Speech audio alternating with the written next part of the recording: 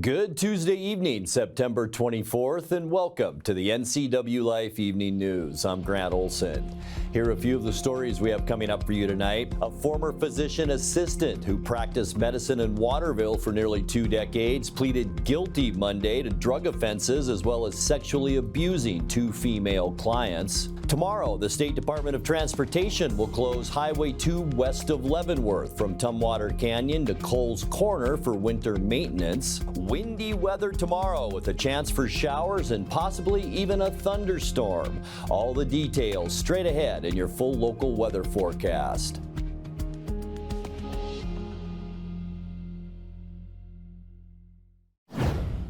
A fast-burning fire in a parked motorhome this afternoon spread to other vehicles in a lot on South Wenatchee Avenue.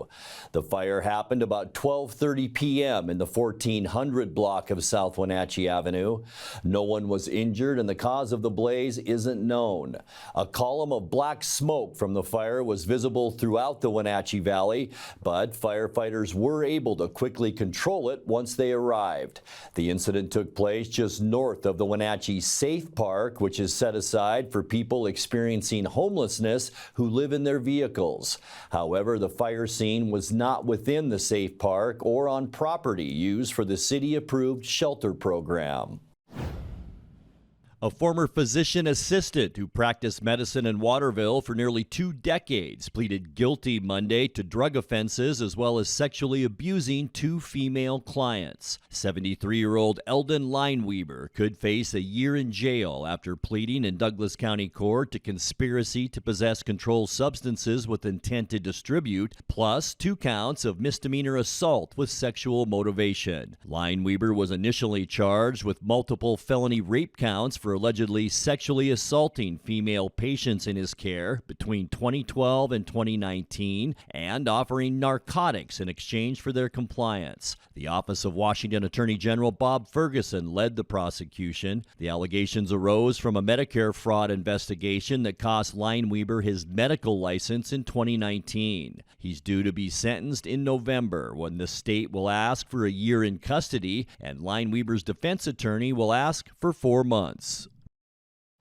Wayne Harris, the man who served as Chelan County coroner since 2006, will retire from that office at the end of next year. Harris, who previously worked as a funeral director in East Wenatchee, was appointed 18 years ago to fill the county post left by former coroner Gina Fino. He's since been reelected 5 times, most recently in 2022. Harris is a Republican. His retirement in December of next year would leave 1 more calendar year in his term, meaning county commissioners would have to appoint a replacement from a list put forward by the Chelan County GOP. Harris is proposing the county hire a 2nd deputy coroner to strengthen the office in preparation for his departure. County commissioners balked at that during budget hearings on Monday, suggesting he explore sharing costs with Douglas County for the new position. A 3-year-old fentanyl-detecting German Shepherd is the newest addition to the East Wenatchee Police Department. Canine Maverick is the department's first canine since 2011, and he is one of the first 3 patrol assigned dogs in the state to be able to alert on fentanyl. Previously, only canines assigned to jail settings could be trained to alert for fentanyl. Maverick, who graduated on September 19th from narcotic detective training, is also trained to alert on methamphetamine, cocaine, and heroin. Maverick is assigned to work with Officer Jordan Conley, and the department said it anticipates the pair to be utilized throughout the region. When we come back, an amendment approved by the Eastmont School Board that proposes a 3rd open division for student athletes who are transgender or non-binary is gaining support. The Community Foundation of North Central Washington has set a new record in the number of students awarded scholarships. I'm Grant Olson, and you're watching the NCWLIFE Evening News. Raising a family may have seemed overwhelming to your parents, but they weren't. Coach, teacher, life guide, caregiver. Family takes care of family. And as the circle of life continues, you now are their caregiver. It may seem overwhelming, but we're here to help you find the support services necessary so you can provide quality care to your elders. Call Aging and Adult Care of Central Washington at 1-800-572-4459. Coming home should never be a chore. Let Mary Maids of Wenatchee customize all your cleaning needs. Weekly, bi-weekly, special occasion. Do you have a vacation home that needs cleaning? We clean them too. Locally owned and operated, let Mary Maids do the cleaning while you focus on your family and friends. Mary Maids has special offers to fit your budget. Request your free cleaning estimate today. 509-663-1710. Bring the whole family up to Stormy Mountain Brewing and local public house in historic downtown Chelan. Applewood smoked brisket, street-style tacos, and our award-winning barbecue rubs and sauces. Our meals pair perfectly with our exciting lineup of craft ales, made right here in Chelan. We've got room for big groups, or give us a call for catering. So grab the kids and check out the fun at Stormy Mountain Brewing and local public house located in the heart of Chelan. Now there are even more reasons to meet at the Pybus Market. Outdoor dining and tastings, the fabulous Farmers Market, Saturday artisans on the concourse, and your favorites all week long. No matter the reason, it's always time to meet at the Pybus Market. Pybus Market, where community meets. An amendment approved by the Eastmont School Board that proposes a third open division for student athletes who are transgender or non-binary is gaining support. The Colville, Linden, and Moses Lake school districts have agreed to sign on to the amendment that would be sent to the Washington Interscholastic Activities Association for review. On August 19th, the board also passed a resolution that says current WIAA regulations and state and federal laws around transgender inclusion are, quote, not working for student athletes. Superintendent Becky Berg told the board on Monday that 5 other districts have made inquiries about the amendment. Eastmont needs one more school district to sign on to the amendment by October 11th for the WIAA to consider the proposal, and Berg said she thinks the proposal will be able to get a 4th signature. The Community Foundation of North Central Washington has set a new record in the number of students awarded scholarships. This year, 277 students across the region were the beneficiaries of over $1.2 million in scholarships. The foundation oversees more than 150 scholarships established by individuals, families, and businesses, and each scholarship is unique. Students apply online to an application that matches them with scholarship opportunities, and over 300 volunteers served on committees to review the applications this year. The next application cycle opens January 1st, and students will need to complete the FAFSA and collect letters of recommendation as soon as possible. The State Department of Fish and Wildlife has closed off a popular area for target shooting after dangerous instances of bullets going astray. Sand Dune Road within the Columbia Basin Wildlife Area was already closed for shooting due to wildfire restrictions that started July 1st, but now the agency says it will remain so even after those fire restrictions are lifted. Area Manager Chad Eidson says there have been multiple incidents of gunfire that could have injured bystanders. The target shooting shutdown around the dunes is in effect until Fish and Wildlife withdraws it. Sometimes road work can be a sign of upcoming winter. Tomorrow, the State Department of Transportation will close Highway 2 west of Leavenworth from Tumwater Canyon to Coles Corner. The one-day closure will allow for pre-winter maintenance on the route, including hazardous tree removal, cleaning of ditches and shoulders, and repairs to guardrails and pavement. Motorists heading through the town of Leavenworth are advised to detour on Chumstick Highway, although heavier traffic will have to divert through Blewett or Snoqualmie. The closure starts at 8 a.m. and is expected to lift at 3 in the afternoon. Coming up next in tonight's feature story, we will give you a look at the Chelan County Sheriff's Office Behavioral Health Unit and how it helps de-escalate calls involving mental distress. Our Wednesday weather will be windy with a chance for showers and thunderstorms. I'll have all the details coming up in your full local weather forecast.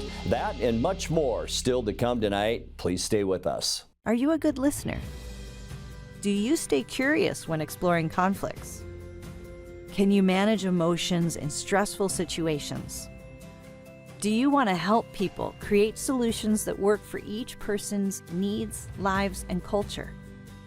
We need people like you to learn to be volunteer mediators, and we're here to help. Contact your local dispute resolution center to discuss your interests and learn about training opportunities.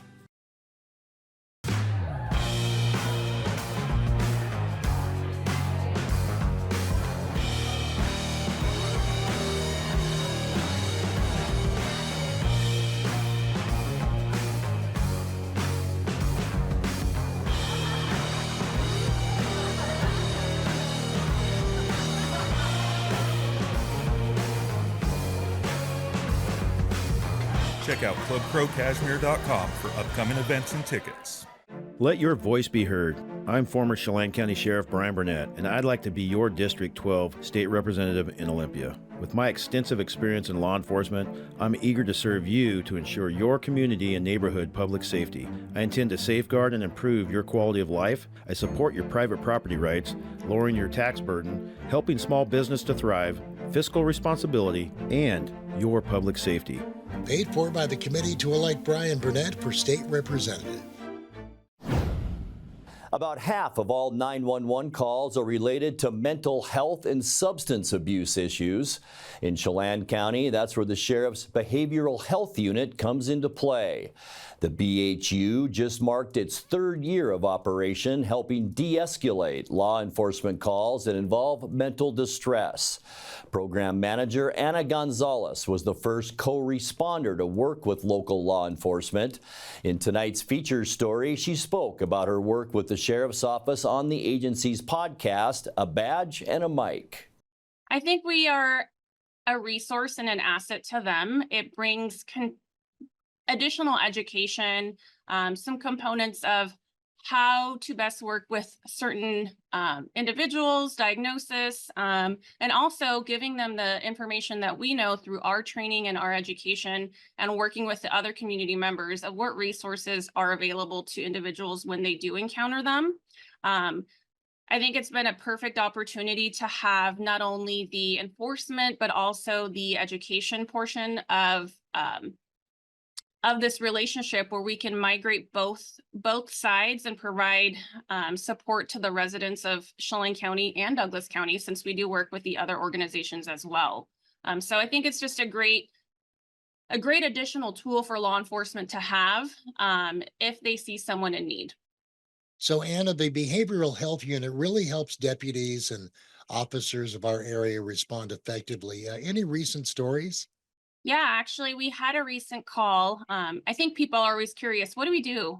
What does the behavioral health actually do? So one of the recent contacts that we had is we actually had an individual who ended up in this area. They were actually on their way to a different state and happened to get kind of rerouted and definitely not trying to relocate here, but just got stuck here. And essentially, they called 911 and said that they wanted to end their life. It was a very challenging conversation, and one of the things that they had mentioned is essentially suicide by cop. And of course, one of the things that law enforcement never wants to do is escalate a situation to where that has to be the option. And so we were actually called upon to start with a phone call because, of course, safety matters. And so when I was able to talk to this individual, it came to light that they had a lot of medical issues, not a lot of family supports. They really didn't feel like they had any further hope. And so after a conversation with this individual, they agreed to meet us at a safe location. They didn't have any weapons and really retracted back that statement of suicide by cop. So I was able to get law enforcement to respond with me out to this location, and the gentleman was absolutely, I think, impressed by the ability of calling 911 and knowing that there's programs like this where they could receive help. He was very, very appreciative of the support of someone actually being willing to listen to what he was going through. They accepted to be transported to the hospital because there was some underlying medical issues that needed to be addressed.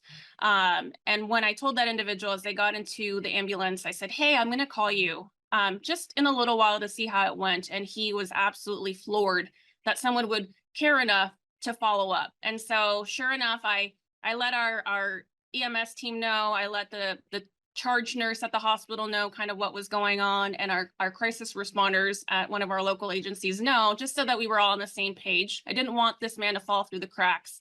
And sure enough, I called him a couple days later and he thanked me for what he thought was his last day here. And it was really, really, I think, rewarding to know that he knew that someone cared.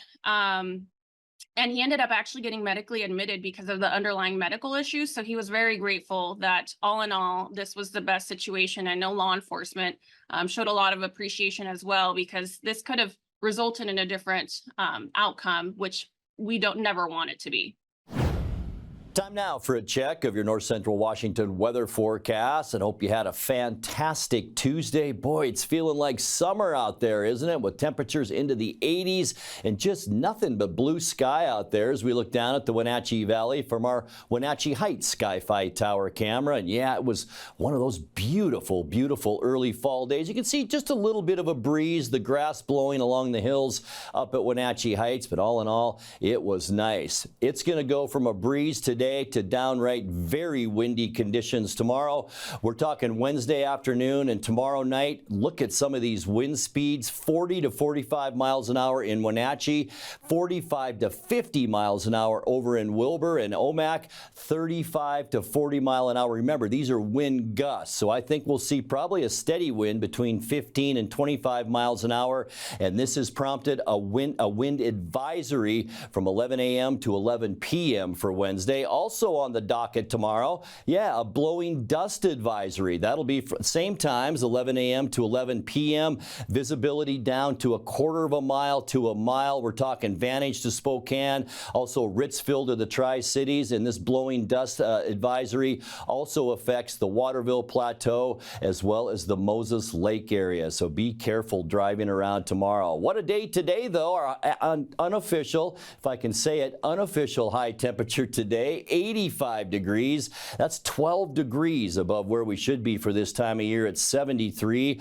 Our record, we weren't far from it, 90, and that was set back in 2009. Beautiful start to the day at 61 degrees, 11 degrees above our normal low of 50, and our record low 38 set in 1984. Sunrise this morning, 6:51, and it sets tonight at 6:53. All right, let's get into those Wednesday temperatures, and it's going to stay warm out there, but we got a lot going on tomorrow. We just talked about it, a wind advisory, a blowing dust advisory, especially in this area around Moses Lake. But look at these temperatures, 84 Moses Lake and Ephrata, 83 in Quincy, and then cooler temperatures back in Wenatchee and Eniat at 80 degrees, Chelan 82, Omak will also see around 84. Cool spot tomorrow, Lake Wenatchee with a high temperature of 76 degrees. Tonight we can expect mostly clear skies, a pretty strong zonal flow from the west moving into the Pacific Northwest. It will be warm once again tonight. We're talking low temperatures in the low to mid 60s. Boy, last night I was outside around 9. It was 75 degrees still. For your Wednesday, look at this. This is all wind in central and eastern Washington. And here's a look at that shower activity with possible thunderstorms on Wednesday. We do have a 50% chance of rain, high temperatures right around that 80-degree mark. Things do clear out on Thursday with mostly sunny skies. It will cool down quite a bit for Thursday, though, but it actually getting us back to normal with high temperatures then in the low 70s. For Friday, high temperature moves back in from the Pacific. That'll bring sunny skies and mild temperatures. We're talking mid-70s for Friday night football, and it should be a beautiful one Friday night. Temperatures beautiful all over eastern Washington. Saturday, just a wisp of clouds clouds through central Washington. We'll call it mostly sunny and seasonal. High temperatures generally on Saturday in those low 70s. Remember, 73 is about normal for this time of year. By Sunday, sunny and mild, a beautiful end to our weekend with high temperatures in the low 70s. Hardly any wind out there either. And by the time we get to the end of the forecast on Monday, another area of low pressure kind of shrinking down our ridge of high pressure, but we're still going to see a nice day Monday, sunny and mild with high temperatures again consistently in those low 70s. 7-day forecast, 61 overnight tonight. It's going to be a little bit of everything tomorrow, folks. Lots of wind, a 50% chance of rain, wind advisory in place tomorrow before we cool down on Thursday. We'll stay sunny in 73, sunny for Friday too in 75, and then Saturday through Monday, mostly sunny to sunny skies with high temperatures those 3 days right around 73 degrees. And that's a look at your North Central Washington weather forecast. Coming up next, tonight's sports report with Dan Kuntz and more as the NCWLIFE Evening News continues right after this. Want to stay up to date on the latest news in the area? Tired of paying for your news? Download the NCWLIFE app now. No subscriptions necessary. Get news, weather, sports, and more live as it happens. Available for iPhone and Android in the App Store. Local news at your fingertips. Don't miss the stories that matter to you. Stay connected. Download the NCWLIFE app now. Bryce Miller looked good, 7 shutout innings. Julio Rodriguez did his part, some RBIs, a couple of big-time timely hits, and the Seattle Mariners keep their playoff hopes alive. A 6-1 victory over the Houston Astros last night in Houston. Houston could have clinched the division if they won last night. They didn't. The Mariners are now within a game and a half of that third and final wild card slot. 12-24 was another one of those marks. Hey, how about Jeremy Pena? Little short hop spinorama. That was not an easy play, and Pena picked it clean. Get over spinorama. Well, that was a pretty nifty play with the quick hands of Jeremy Pena on a tough hop. Kind of a top spin line drive. Mandatory that you come back at least once a year. There you go. Pena's going to make the play to third. Bregman tag out at third base. Rojas tagged out by Bregman on a great heads-up play by the shortstop, Jeremy Pena. What do you think of that, Ash? Well, you know, I was going to get ready to hear what Jeff Blum had to say, but that's one of those plays where, as a third baseman, you better react to the bag, and you can see Bregman reacting to the bag. That is the only way that Pena's going to have any chance for a play on that. It's 2-1, Cal Raleigh at the plate. Cal breaks his bat and gets it over Altuve's reach. Robles being waved home. Here's the throw from Tucker. Save! Mariners take an early lead. One thing that Cal has been doing really well lately is hitting the off speed. This cutter in on his hands ends up breaking his bat, but his bat dies a hero. The 0-2. It is into center field. Stunned by Julio. Turner scores. JP coming home. Play at third. Dylan Moore is out. 2 runs count. 2 runs. I think they waved off the second run because unfortunately Dylan Moore was tagged out at third before. Why? Yeah, he calls it right away, and this is just unfortunate. Unfortunate. To center field. Plenty deep. Myers is there. Cal's on his way home, and a huge third run crosses home plate. It comes in the 8th inning. It's 3. Hammer to right field, going back and looking up, gone! Astros on the board, thanks to Jay Hay. Jason Hayward's third home run as an Astro. It's now a 4-1 game. And it's some good veteran hitting by Jason Hayward. Saw some nasty sliders, sweepers earlier in that at-bat. Fly ball, blasted deep, left center field, and it's just off the wall. Robles rolls around third. They might have gotten pinned or lost somewhere. It's a double for Julio. Robles scores, and a big run. They get it right back. It's 5-1. It's stuck. Hayward can't get it out of there. Here's a Rosarena, one out runner at third. Out towards the gap, right center field. This is really socked well. It short hops the wall. It goes over the fence. It's a ground rule double, the third double this inning for the Mariners, who now lead it 6-1. Blanco in shallow right field. Raley to the bag, and that's the ball game. The Mariners start this series in Houston 1-0 with a 6-1 win behind a dynamite effort from Bryce Miller. It was just so good, and all of his pitches were working for him. I loved how he worked ahead of this very aggressive Houston Astros team and then just went to work from there, expanding this. Mariner manager Dan Wilson said it was an important victory. They had to win last night to keep their playoff hopes alive, and they did. What a ball game. That's a really big team win right there for us. So many good things to talk about. Bryce Miller was phenomenal tonight. He had everything going, and then that seventh inning was something pretty spectacular to see him pull through that, not give up a run in that situation, getting towards the end of his rope, but really reached down, found something extra, which is what happens this time of year, and that was a really big kind of a breakout outing for him. And that was, outstanding. Got his ERA under 3, I think, tonight, so outstanding work for Bryce. Offensively, tons of good things to talk about. Lots of hits again tonight, double digits, and then getting guys over, getting bunts down, getting sac flies. Those things are huge, and when you can add on late with those types of things, you give your bullpen so much more leeway. And Troy Taylor did a nice job tonight. Bizzardo again, continuing to throw very well. So it's just a great win all around, and we just like the bad ones, you also have to flush the good ones and come back tomorrow ready to play. Mariners are still 4 games behind the Astros with 5 games to play. Houston has another chance to wrap up the title tonight when they do battle at 5:10 on Root Sports. It'll be Logan Gilbert facing Framber Valdez.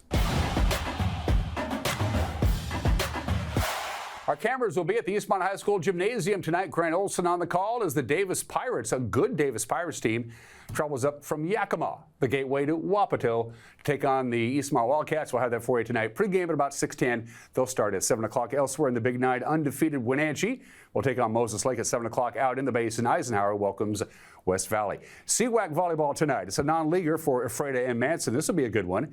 6:30 along the lake. Othello welcomes Quincy at 6:30. A little bit earlier, it's East Valley welcoming Grandview, and Ellensburg welcomes Toppenish. More prep volleyball. A lot going on. Chelan will take on Cascade at 6:30 in Caribou Trail League action. Bridgeport travels to Omak at 6:30. Also at 6:30, Cashmere and Natchez Valley, Liberty Bell at Brewster, Wilbur, Creston, Keller, Simon, and Garfunkel will be at Lake Roosevelt at 6:30. A little bit earlier start for Moses Lake Christian as they host Soap Lake. It's Andy at Pateris at 6:15. Waterville Mansfield travels to Oroville at 6:30. Can't forget about soccer. To the pitch we go. 3 Big Nine games going on tonight. Eastmont down in Yakima to take on Davis. They start at 5 o'clock down at Davis because they don't have lights on their soccer pitch. Wenatchee will host Moses Lake and leave off the field at the Apple Bowl. Wenatchee undefeated in league play. West Valley will host Eisenhower in Big Nine soccer. CWAC soccer tonight at Freda and Ellensburg at 4 o'clock. Again, no lights on the Ellensburg field.